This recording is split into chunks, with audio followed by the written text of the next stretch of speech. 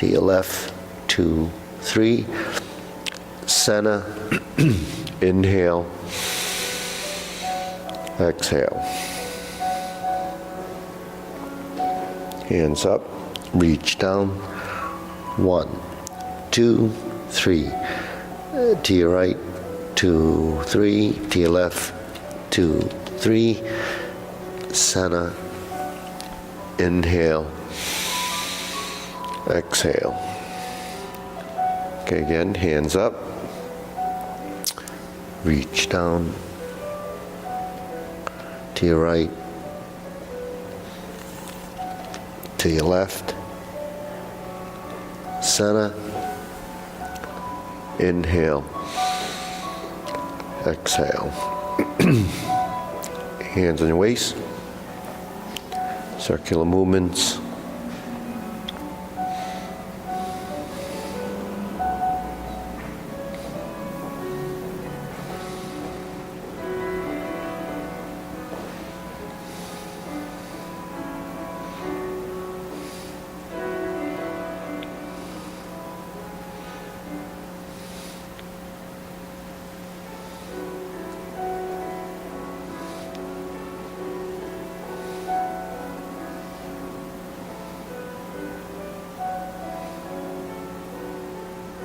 Okay, reverse.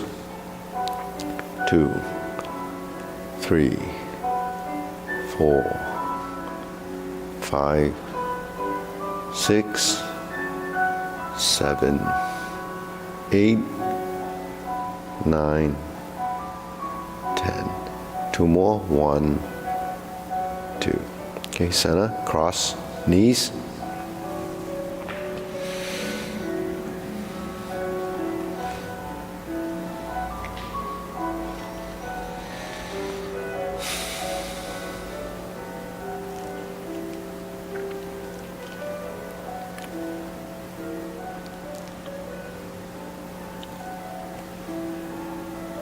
Okay, switch hands.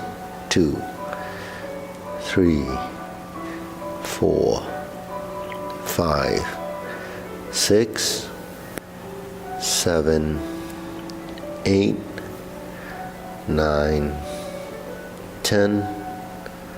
1, 2. Center, hands on your waist, neck turning.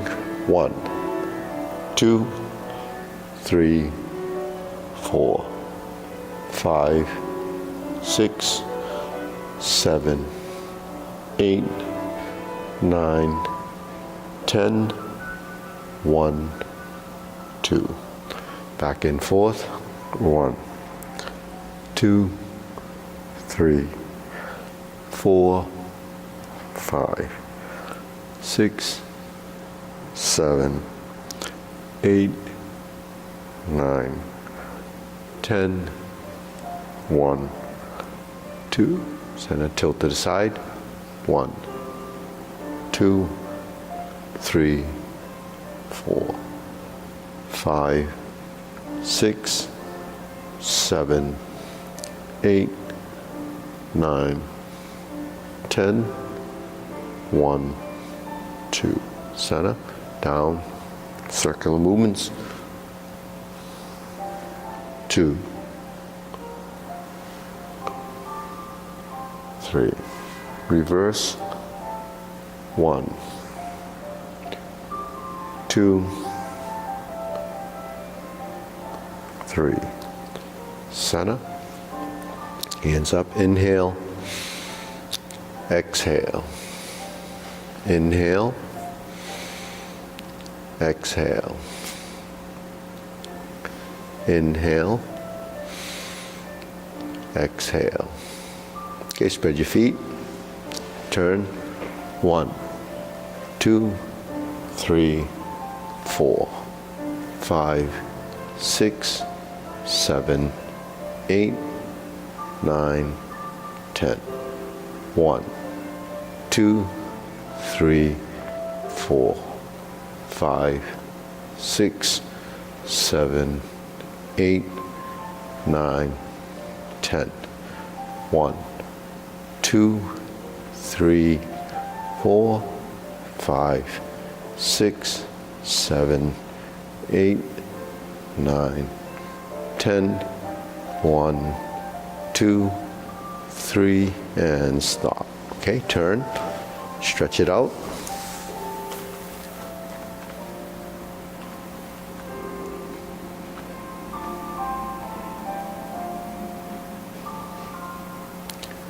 Switch.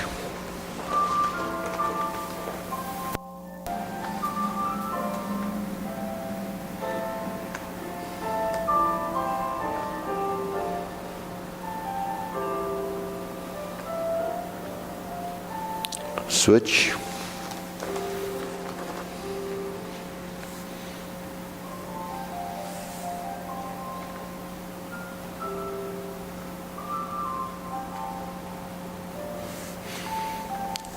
Switch.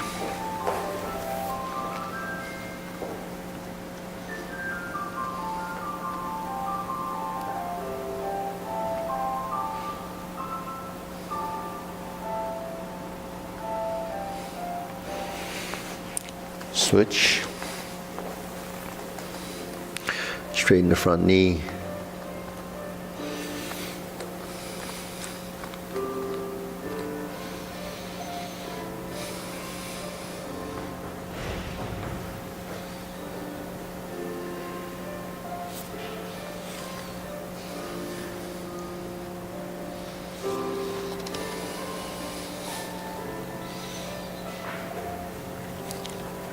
Switch.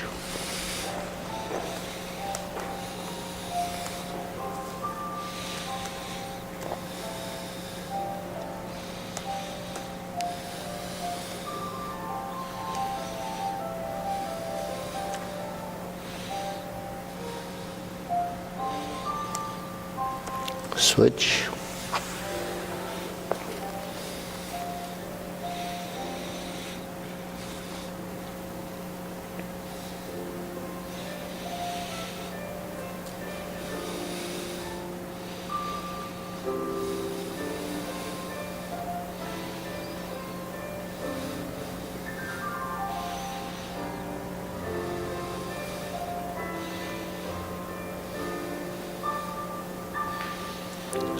Switch.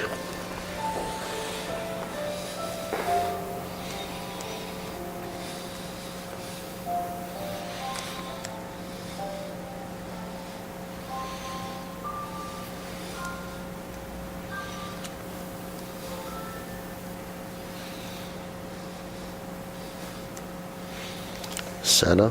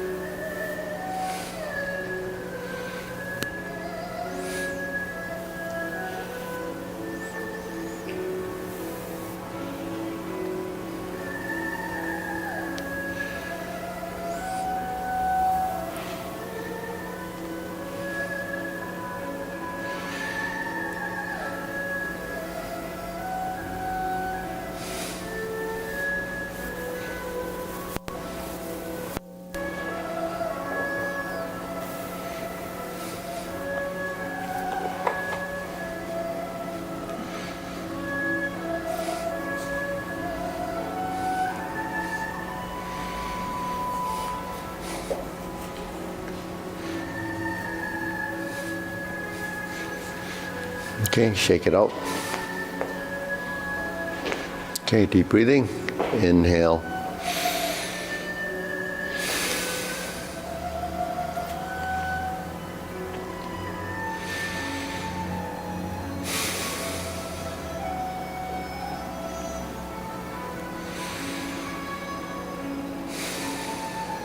Okay, shoulder roll.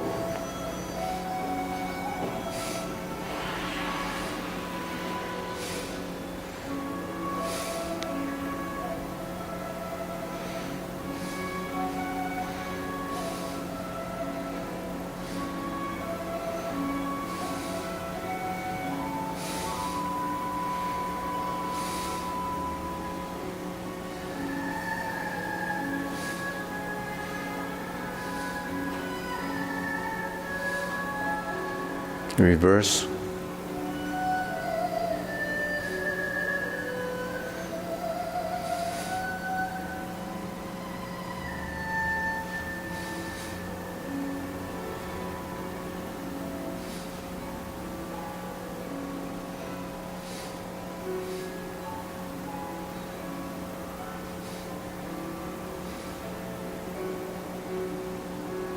And center. Okay, press. Release, exhale, inhale.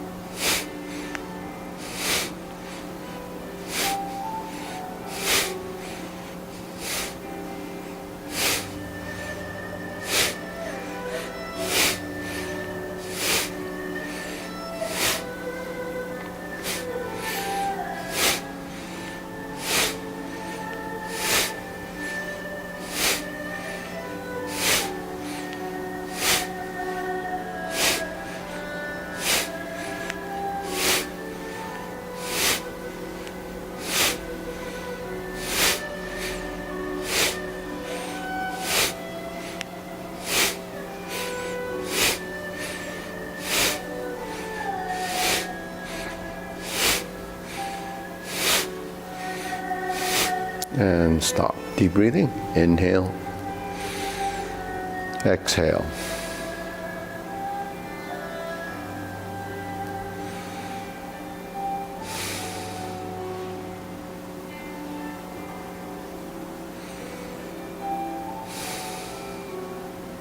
Okay, wrist.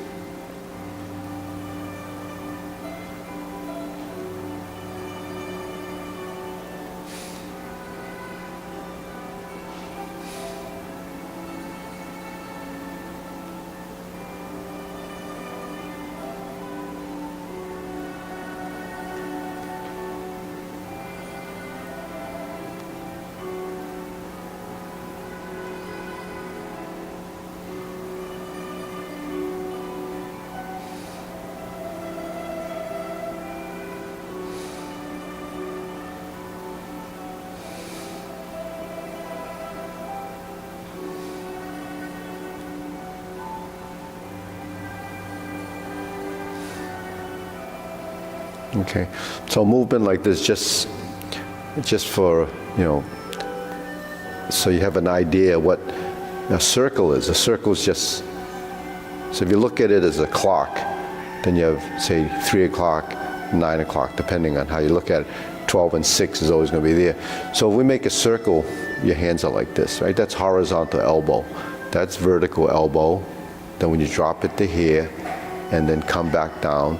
So you're just passing through. So timing is getting your hands to create that mechanism. So you're at different positions, but they're equal and opposite.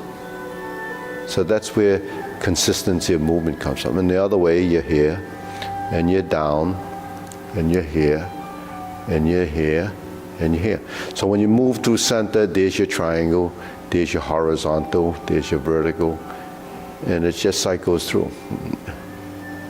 I mean, it's just a circle. A clock is easy to tell.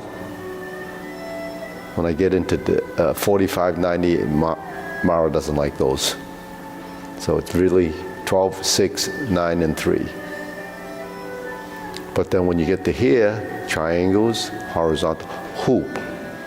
So that's how you develop accuracy of movement, because if the circle is defined and it's your space, and the space is your body reference. Right?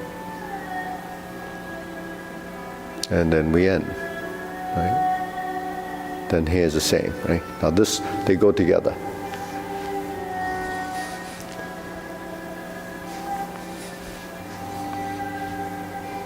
Same clock. One's going clockwise, one's going counterclockwise.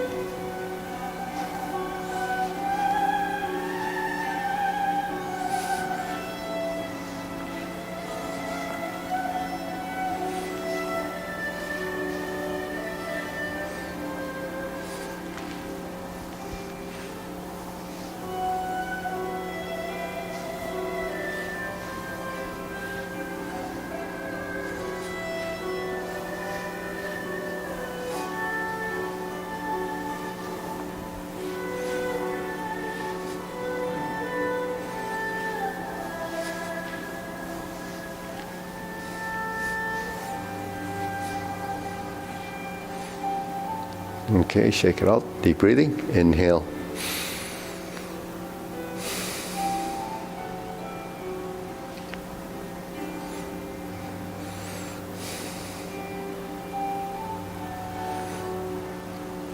So we have three-dimensional movement. You have an XYZ axis. So how many clocks would you have in the XYZ axis? You would have 3 clocks, right? If you just look at it. You have that one, you have that one, and you have that one. And both have a clockwise, counterclockwise rotation. But in real three-dimensional movement, how many clocks do you have? You have an infinite amount of clocks. Well, not infinite, but there's a lot, because if you take the clock and make it a circle, when you have degrees, now you have 360 degrees. So 360 degrees, every one of those planes would have a clock. So then you multiply that by 3 and you can imagine how many clocks there are. Now if you take those clocks and you merge them through the space, then it's really a globe. So the globe is the ball.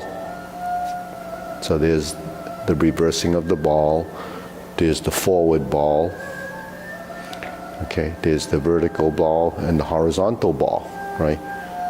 So these balls is what you're actually dealing with when you're working with space and proprioception and the understanding of those movements in space.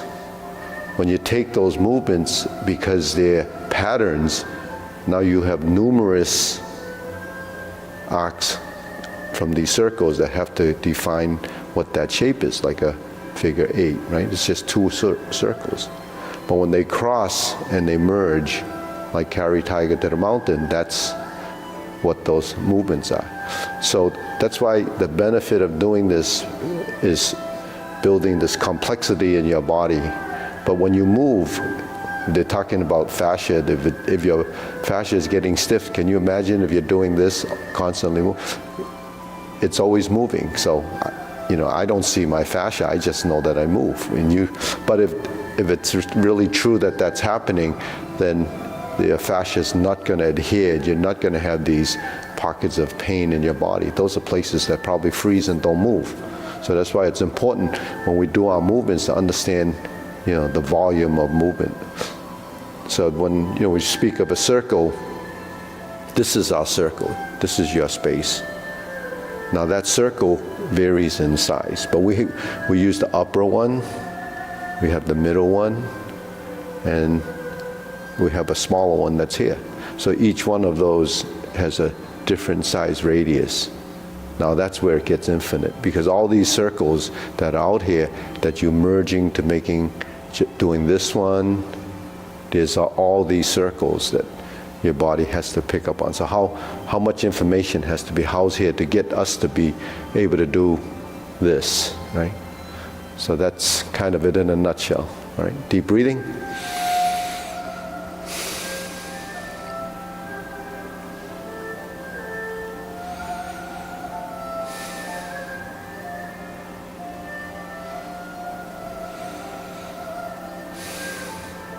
Then we'll go side to side.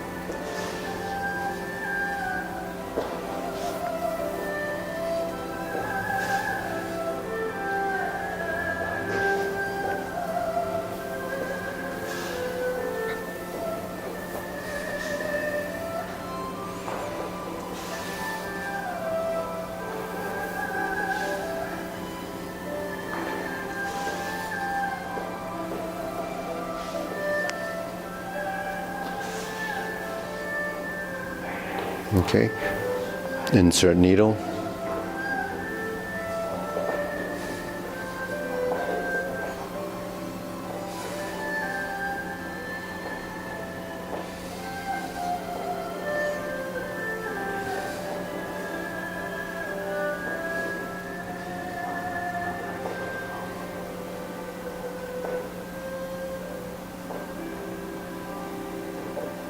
Switch.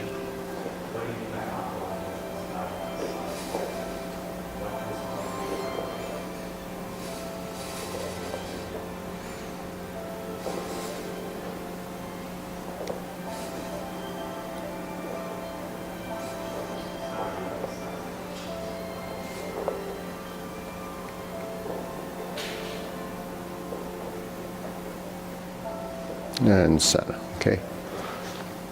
Leg swing.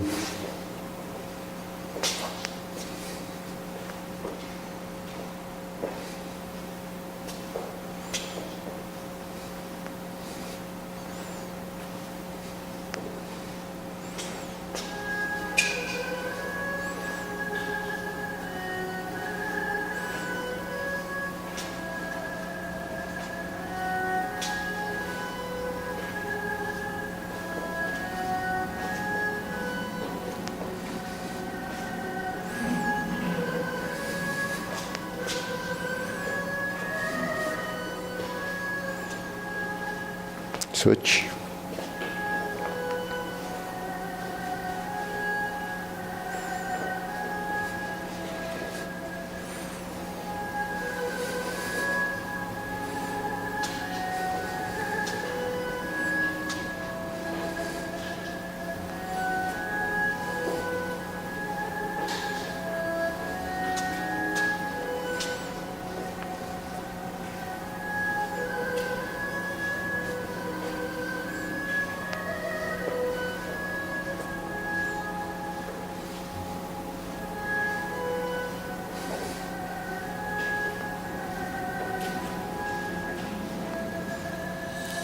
Center, side to side.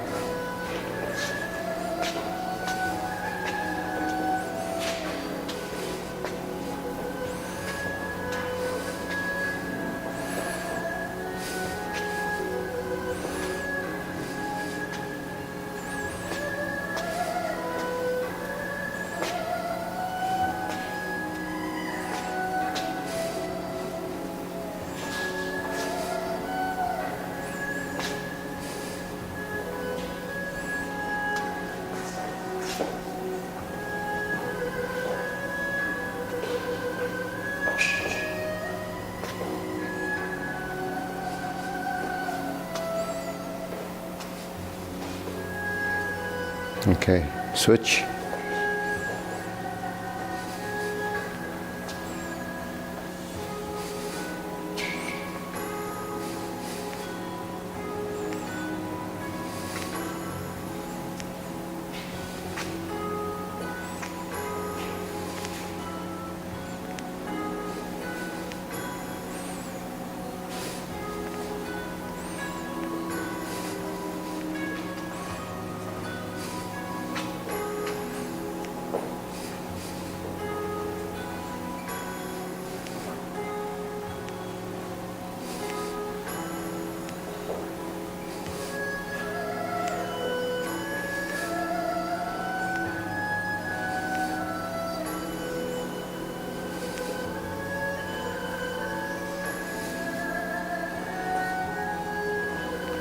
Okay, Sana, shake it out. Deep breathing, inhale.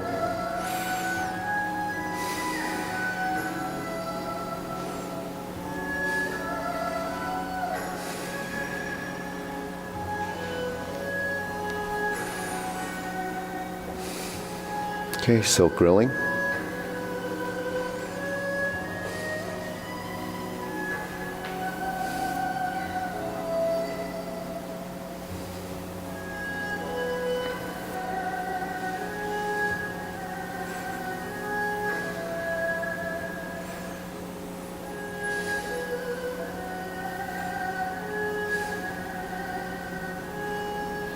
So this front circle is really this, right?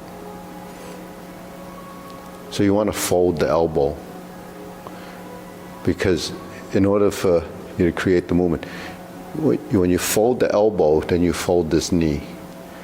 When you straighten this arm and this leg and then sit back, then this coordinates with this. So that synchronization is that relationship.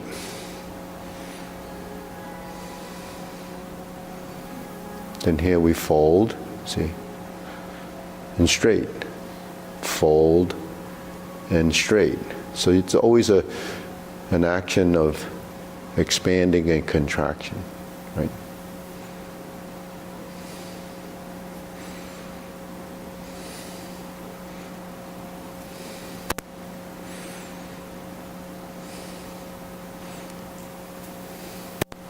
So movement is what stimulates circulation.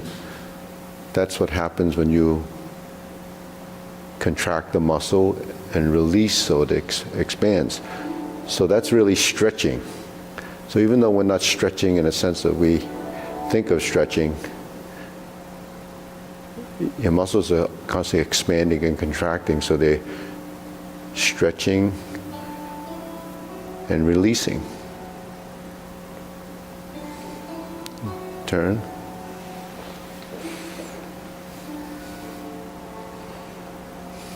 But because movement's a motor skill, you have to teach your body how to create those circles. So then that becomes more of complex motion.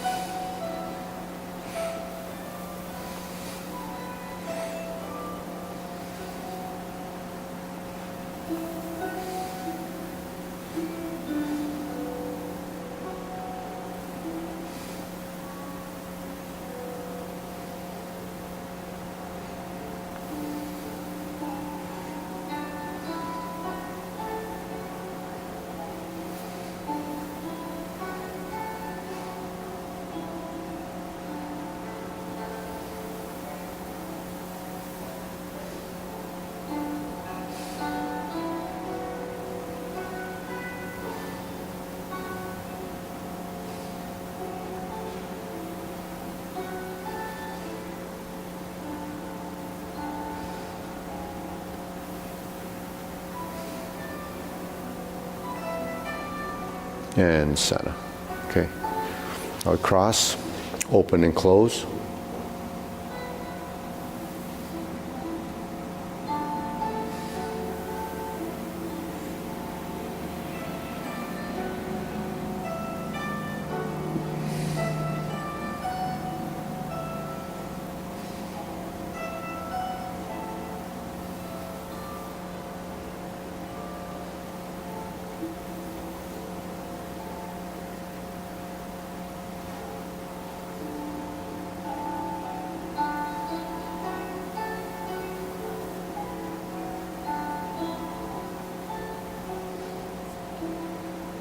Switch.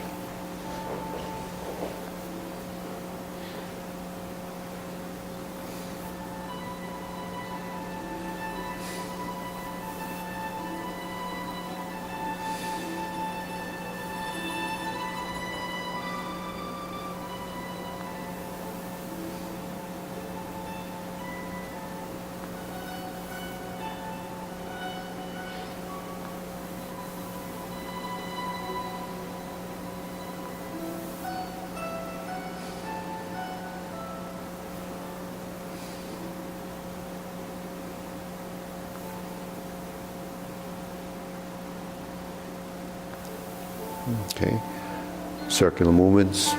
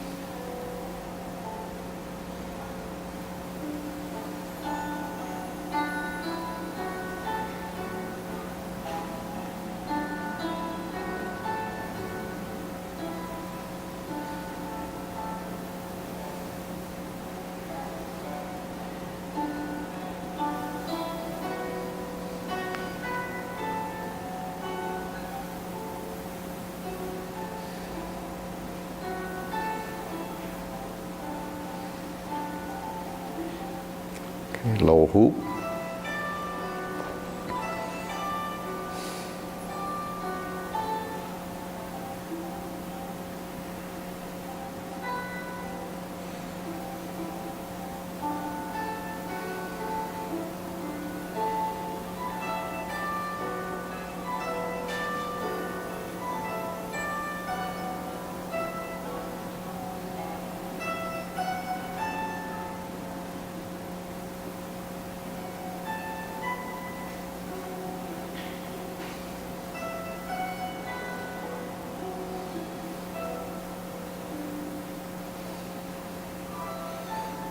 Shoulder height.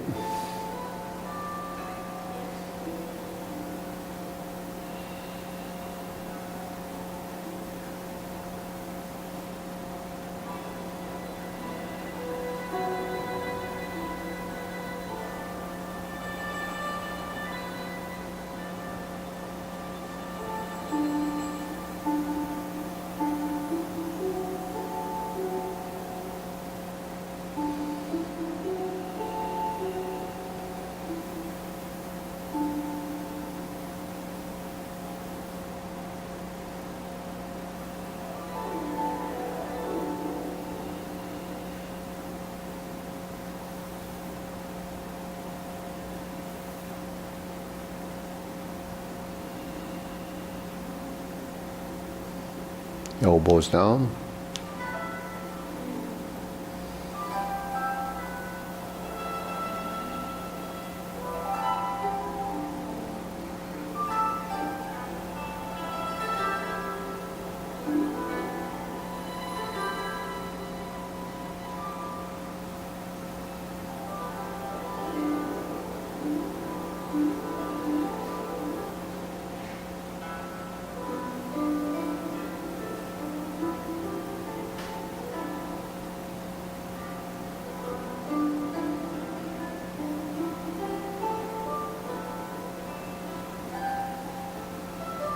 Okay, palms down, straighten up.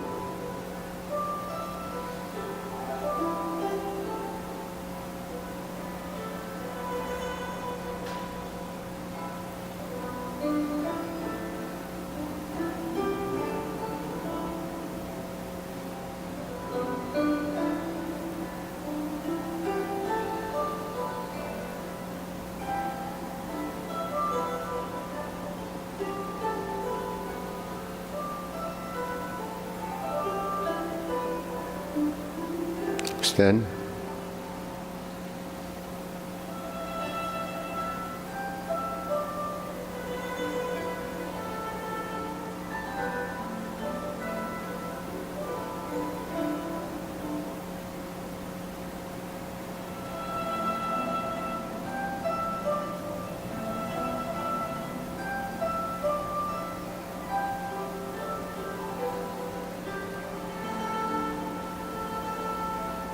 Okay, deep breathing.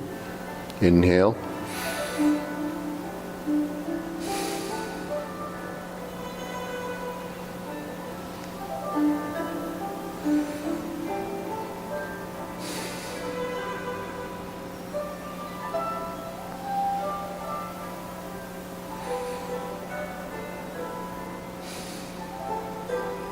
Okay, diagonal flying.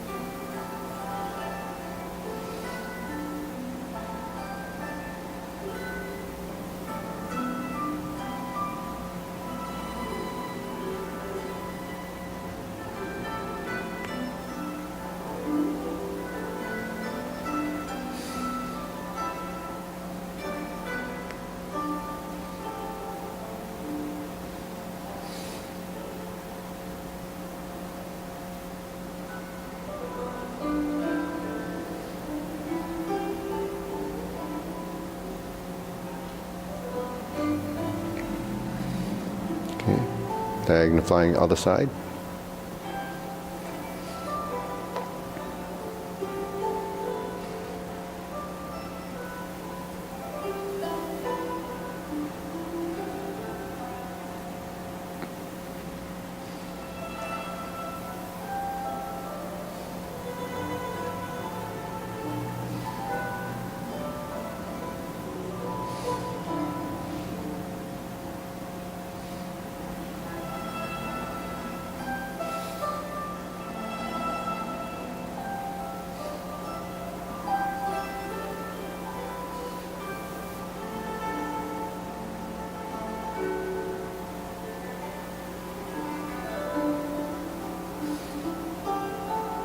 Okay, center, cloud hands.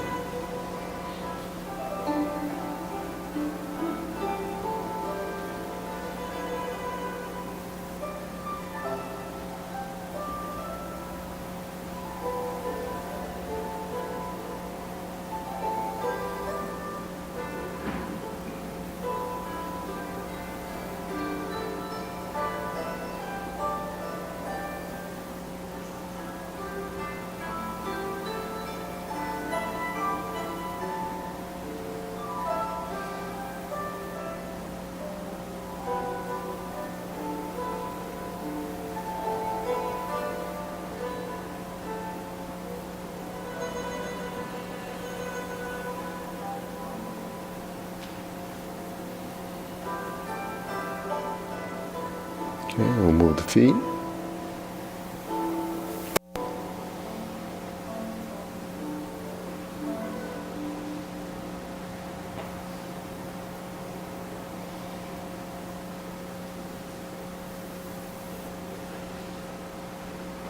Okay, going back.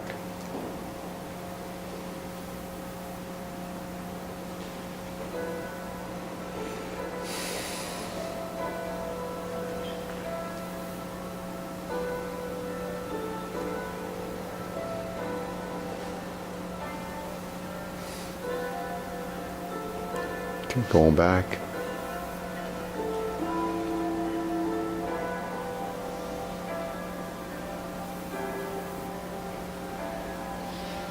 Back to center.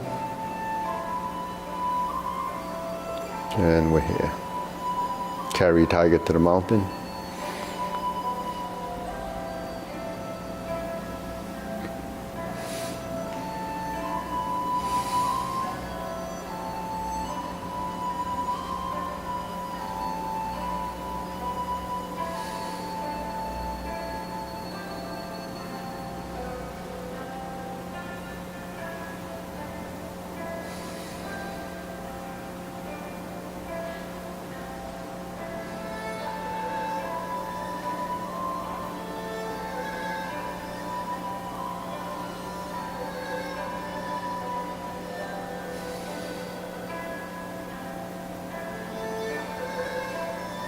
Okay, infinity sign.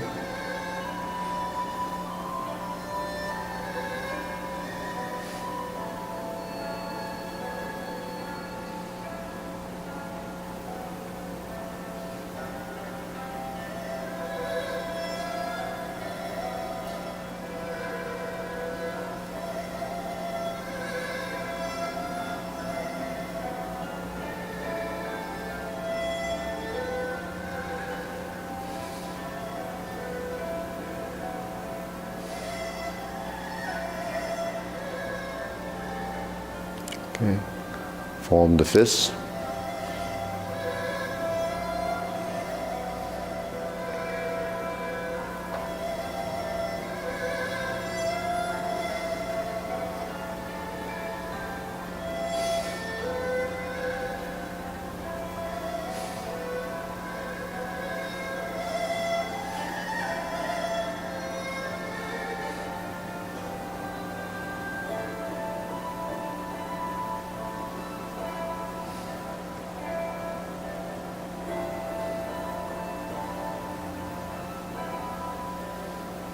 Okay, palms together, strum the lute.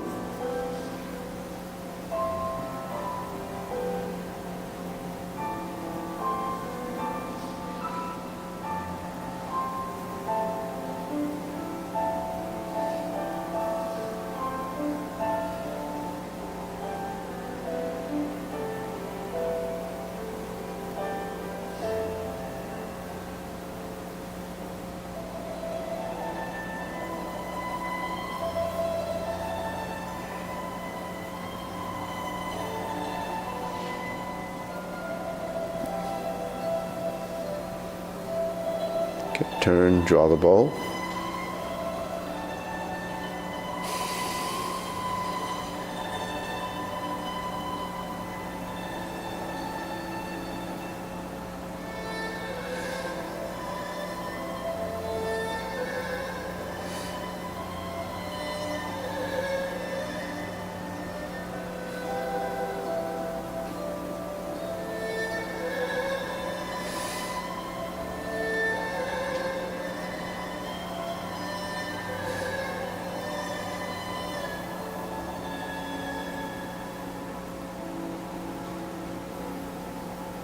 Okay. Fan to the back.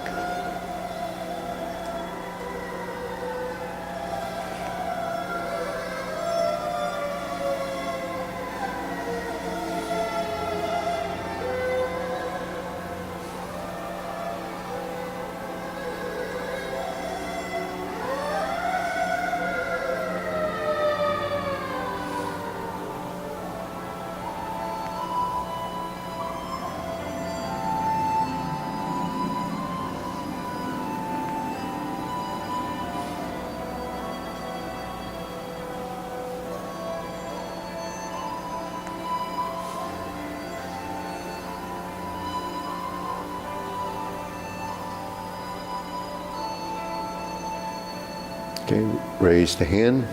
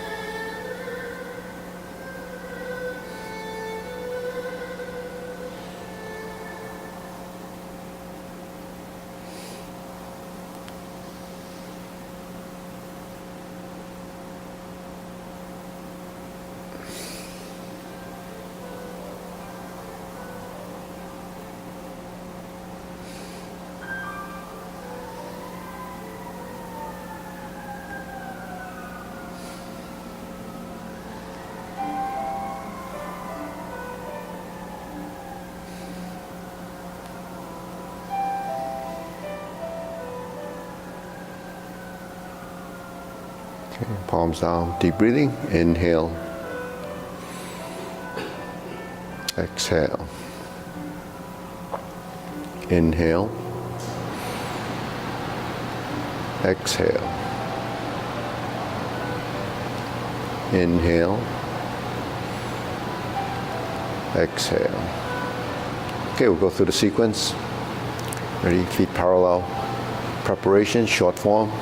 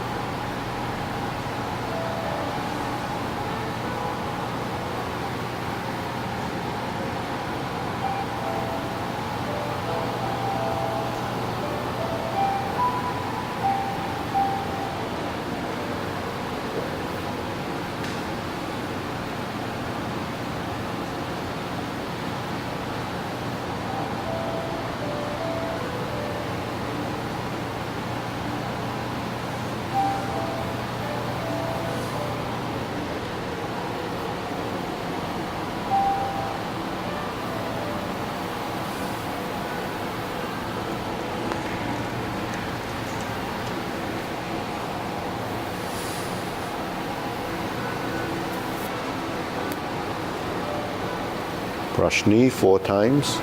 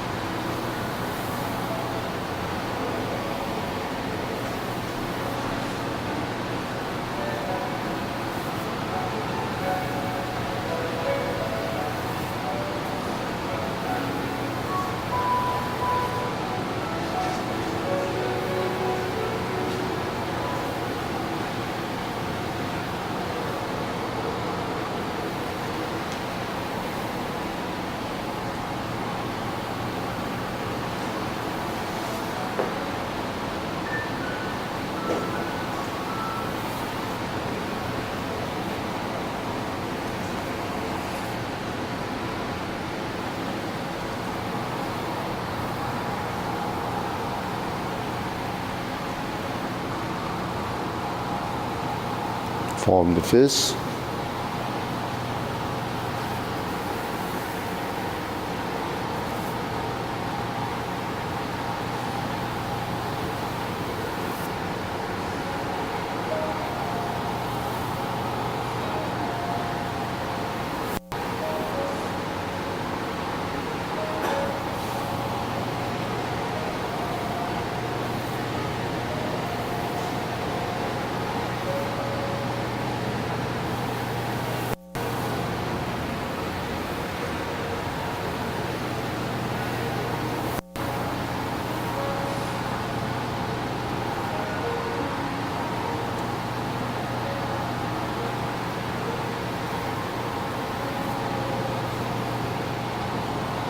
Single whip.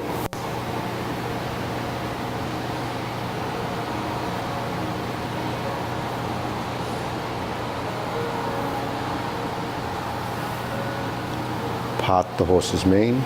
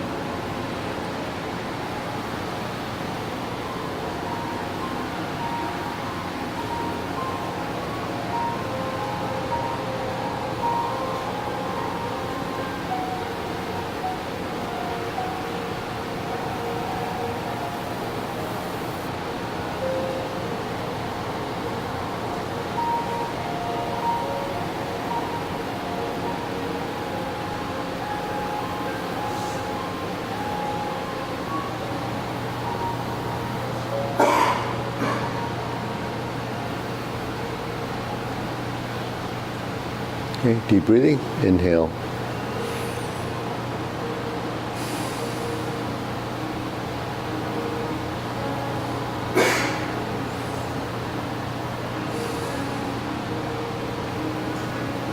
So go through the long form. Okay, ready? So feet parallel. Okay, begin.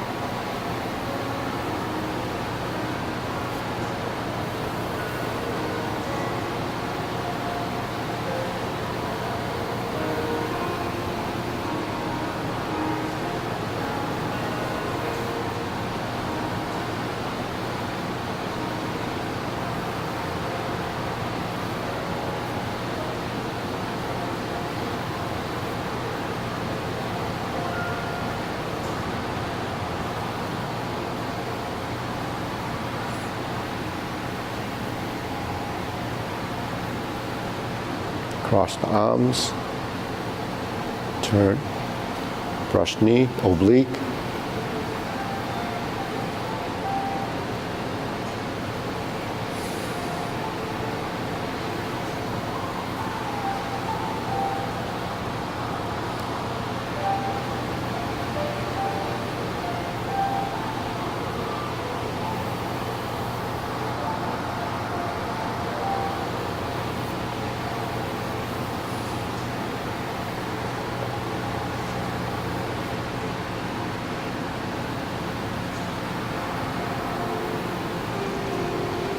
Fist under elbow. Repulse the monkey.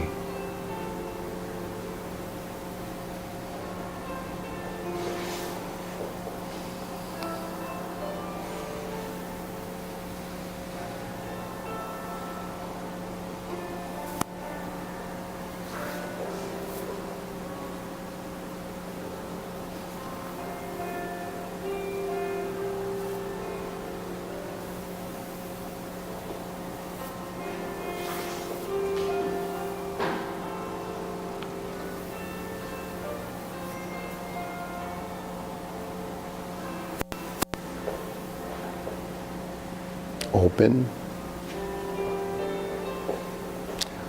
and then horse stance.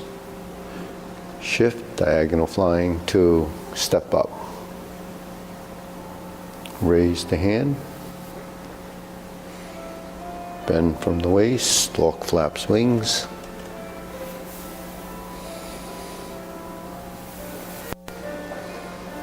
Brush knee and push. Insert the needle.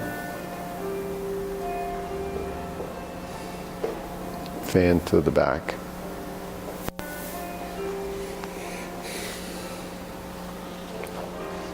Stroke down, parry and punch. Form the fist and retreat.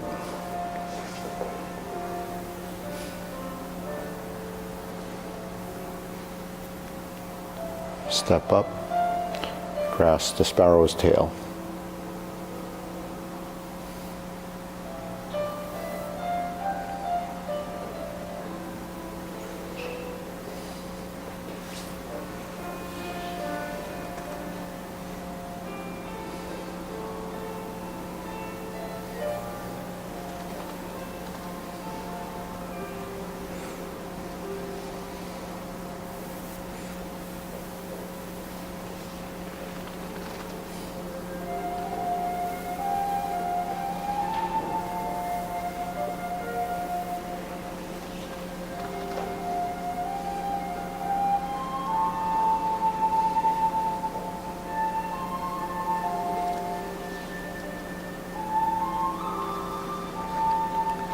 turn, instep kick, high pat the horse.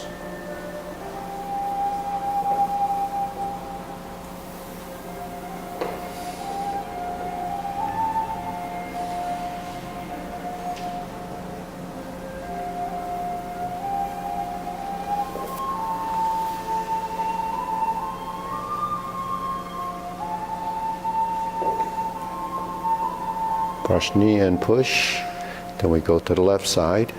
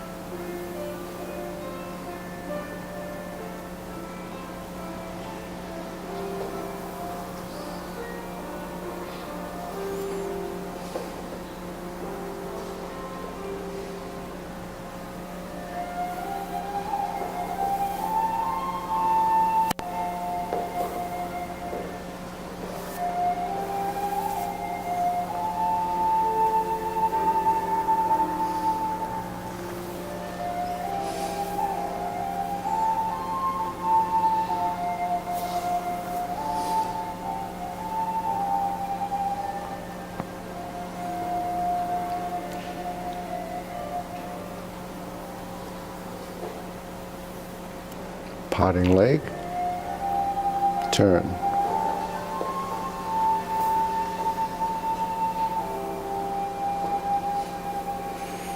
Parry and punch. Form the fists and punch. Divert, block, and punch.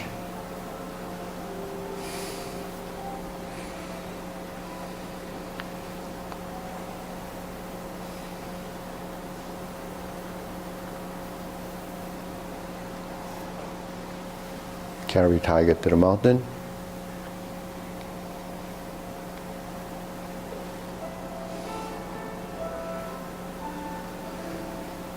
Obliques. Brush knee push.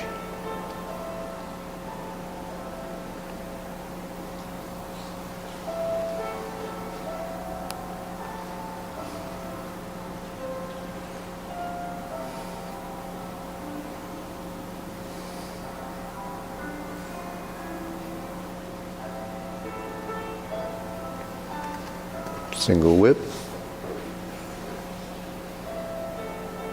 cloud hands,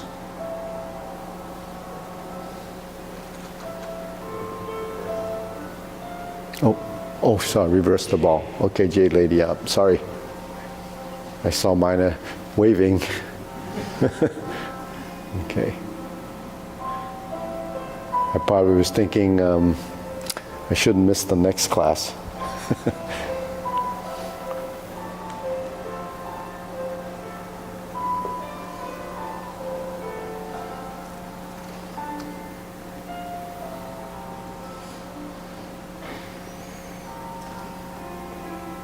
Cross corner, Jade Lady work shuttle.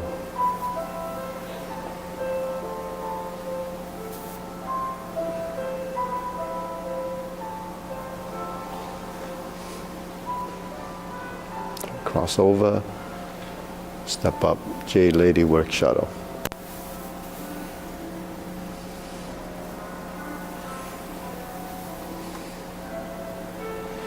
Cross over.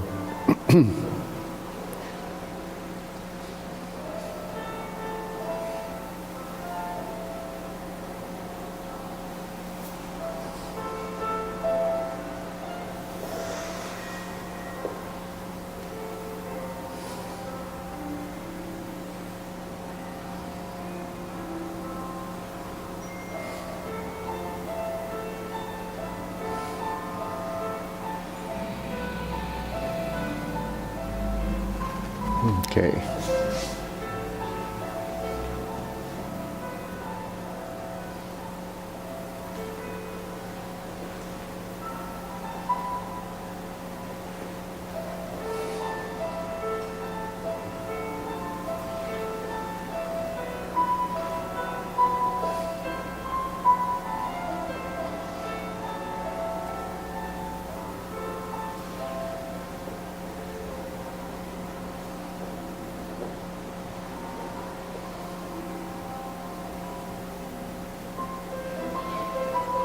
Okay, next, downward posture.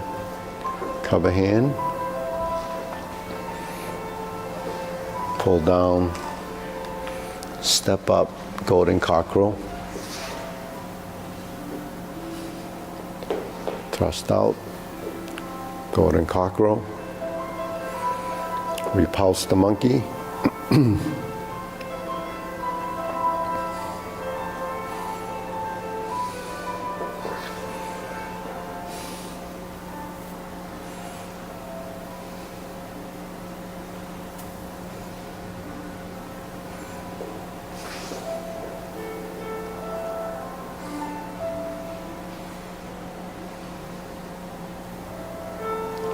Carry tiger to the mountain.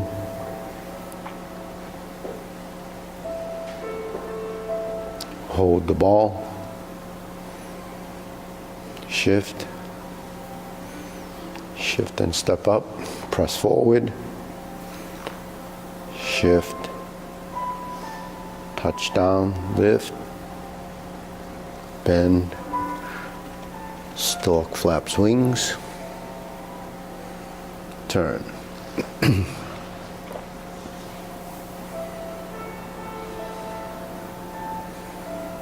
Insert the needle.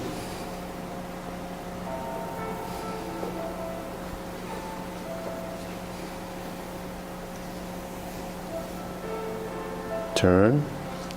Stroke down, parry and punch.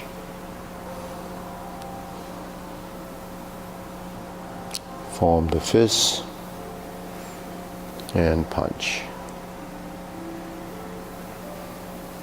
Step up, grasp the sparrow's tail, hook your wrists, single whip, cloud hands,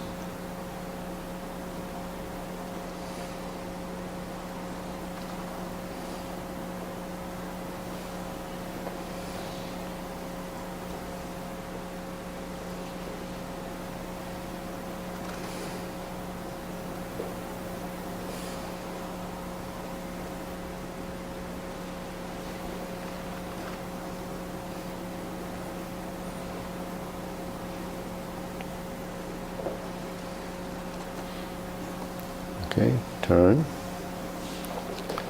palm strikes face, turn, single lotus, brush knee push, left, go forward, twist step, planting punch, or punch down the crotch. Similar. Grasp the sparrow's tail. Hook your wrist again. Back to single whip. Second downward posture.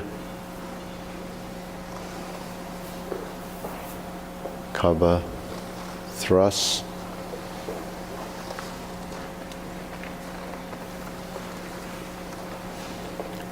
Cross the arms. 7-star. Step up. Palm strikes face. Turn. Double lotus. Draw bow to shoot tiger. Palm strikes face.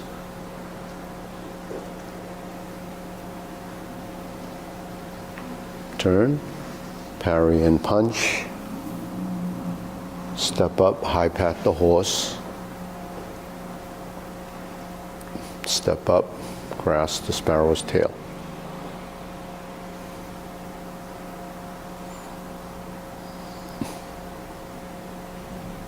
Hook your wrists, single whip, hold the ball, flip it over, diagonal flying. Shift,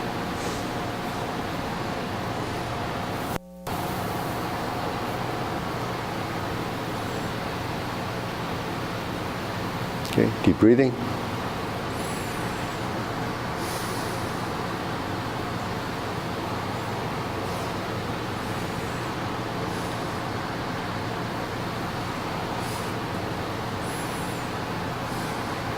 Okay, good.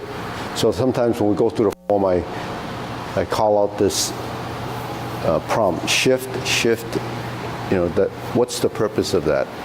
Because that's just a reminder that when we're in a position, something like this, and we step up, we're in the first part of the stance, there's your forward position.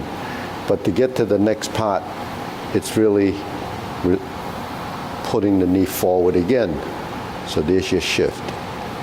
And then when you step up, you're in a position. Because at this point, you have a percentage of the weight in the front leg, but not enough to move this leg. So you have to make that shift. Okay. And then when you get to a point where there's enough of the weight, and then eventually it'll be 100%, you're allowed to pass through the center and go here. But then you have to change your center of mass in the position, because now if I held my hand here, pushing out like this, and you shifted it like this, then you're going to be a little bit less stable.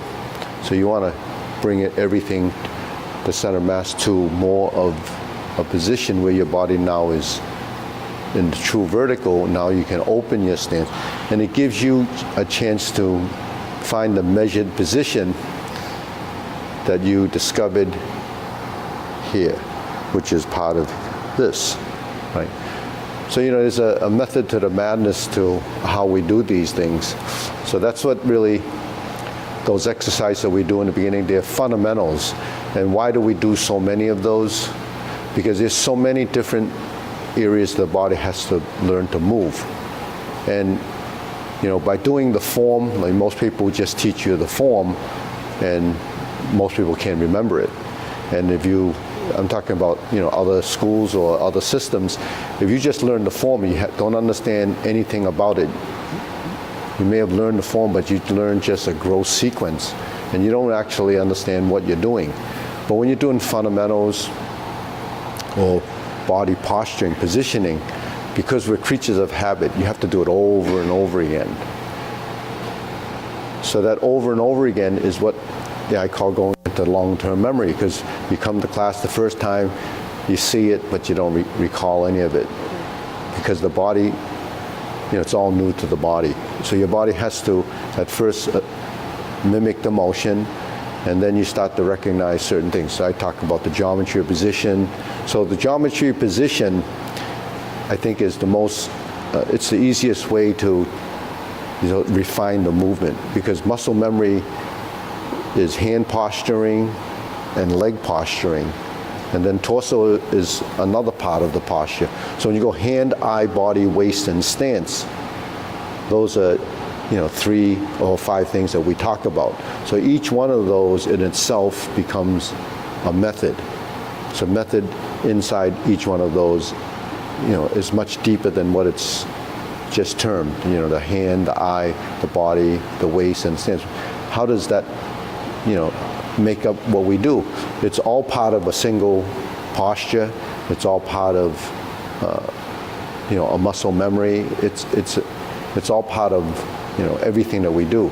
But if we don't go through this over time, so you're going to get more benefit from memorizing and doing the exercises than just the form. The form is just a platform to house those movements, and you can do the form many, many ways. You could do it fast, you could do it slow, you could enhance, twisting and turning, you could focus on shifting of the weight, and so you just use that as a training platform. And the other thing it does, it doesn't allow you to forget the postures. If we didn't have a form, and I said there was 37 postures, which ones are you going to remember? You're going to remember the ones that you do the most, right? So if you have a short form, you use that as a practice train, but you can cultivate the short form that spreads the same actions into the longer form. So that's all that is. But the thing with a longer form is the meditative part of it, and the benefit of moving through the space becomes much more important. Because if you did just the short form once, you may not have gotten into a state of mind. So if you just did the form without the exercises, you might not be even warmed up. So then if you were just doing the short form, you'd probably have to do it 2 or 3 times. So you'd have to, keep doing that. So if you do the long form, it might take you the first 5 minutes to get in the state of mind if you didn't do the other warm-ups. So it's just time. You have to do it enough. So, so that's why, I created the Tai Chi Paradigm. So, as you think about the term, you see it on the back of the shirt all the time, and it has a bunch of acronyms there, right? All those letters. So those are just like hand, eye, body, waist, and stance. It covers all of those, and it's all parts of the methods that we try to capture in the form, in the exercises, and the understanding. So if you can understand the approach, then actually it's part of a system, and that's what I try to promote and market as to differentiate it from other forms of Tai Chi. It's still stylistic. You think about why there's so many styles of different systems. Why in the Kung Fu systems, there's thousands of styles, and maybe not thousands, but there's a lot. And why are there so many systems? It's because teachers that rediscover a system combine things. And when they combine things, because they thought that was better, so they inserted it into their system. They think that was better, so they insert it. So then you start to modify some of the sequence and forms. Do any of those sustain, longevity? Not so much, because they don't capture the essence of the depth of the system. So the traditional systems that were discovered long ago are the ones that are more sustainable. Like the Hong Kong system that we teach it's a traditional system. But if you take smaller branches of other systems, most of the stuff that we have in our long form is in those. But what they have is not in what we have. So that's why the long forms that we do it houses much more information. And that's what you have to take and analyze and diagnose, because it's self-cultivation. So everyone that does this looks a little different. Not because the form is different, it's because your perception is different. What you perceive really is your understanding. So when the understanding is very low, then it doesn't go anywhere. So that evolution of understanding comes from practicing, muscle memory. All of those things have to become part of it before you can actually evolve. Then it goes into subconscious behavior. So there's a lot to learning this, but people